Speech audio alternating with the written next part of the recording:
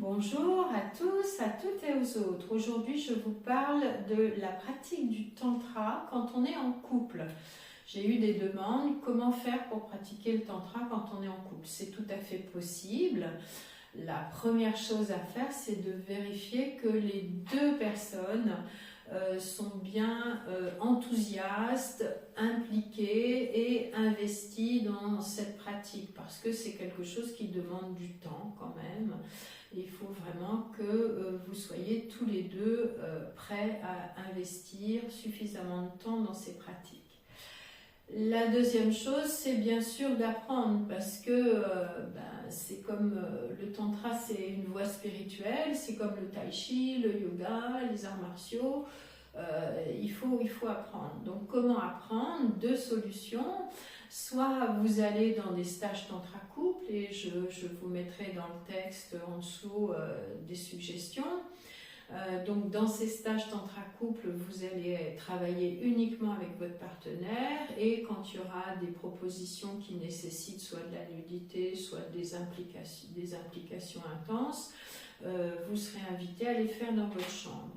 Donc il y a quand même une sécurité dans la mesure où vraiment le couple reste ensemble et n'interagit pas avec d'autres personnes.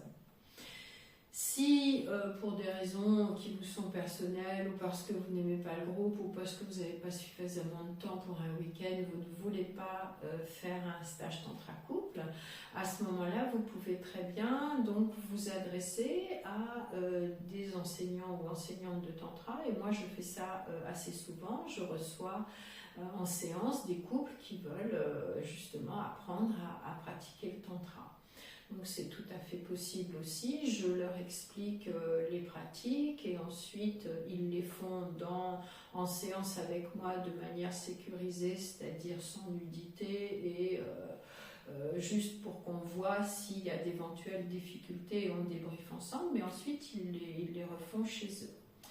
Ça, c'est une deuxième chose. Troisième chose, lire. Bien sûr, il y a des livres qui nous donnent des astuces, des pratiques pour les couples. Je mettrai ça dans la bio. Lire au sujet du tantra, parce qu'il faut se renseigner un petit peu pour savoir de quoi il s'agit.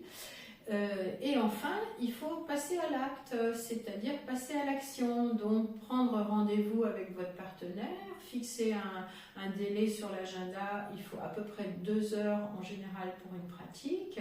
Se mettre d'accord sur quelle pratique, quelle structure on va faire et s'occuper de la logistique. Il faut une pièce bien chauffée, il faut prendre un bain, il faut des bougies, de la bonne musique, peut-être de l'encens, enfin bref, s'occuper de la logistique et prendre rendez-vous, fixer un horaire sur son agenda conjointement avec votre partenaire.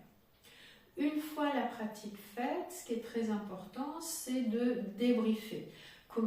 Quelles craintes j'avais avant, comment ça s'est passé pendant, qu'est-ce que j'ai ressenti, est-ce qu'il y a eu des choses difficiles émotionnellement, de quel soutien j'aurais eu besoin de la part de mon ou de ma partenaire, qu'est-ce qui m'a le plus plu,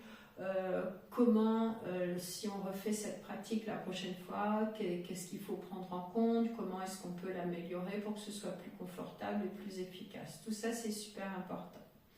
Et enfin, ne pas oublier que le tantra, ça n'est pas que du sexe, ça n'est même pas du tout du sexe, c'est-à-dire c'est une voie spirituelle, c'est seulement, un bénéfice secondaire qui fait que si vous pratiquez le tantra, vous allez avoir des répercussions sur votre sexualité. Mais 90% des pratiques de tantra n'ont rien à voir, ni de près ni de loin, avec faire l'amour ou avec de la sexualité.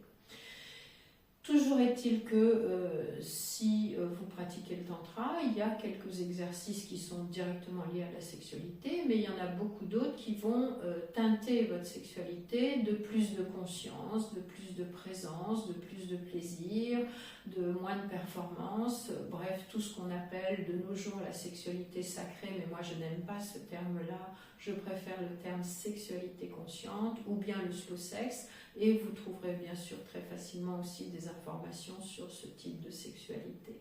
Je vous souhaite une très belle pratique. Si vous avez aimé cette vidéo, n'hésitez pas à jeter un coup d'œil sur ma bio qui est sur les liens dans ma bio pour vous renseigner sur les différents stages et les différentes propositions que j'ai. Et je vous dis à bientôt.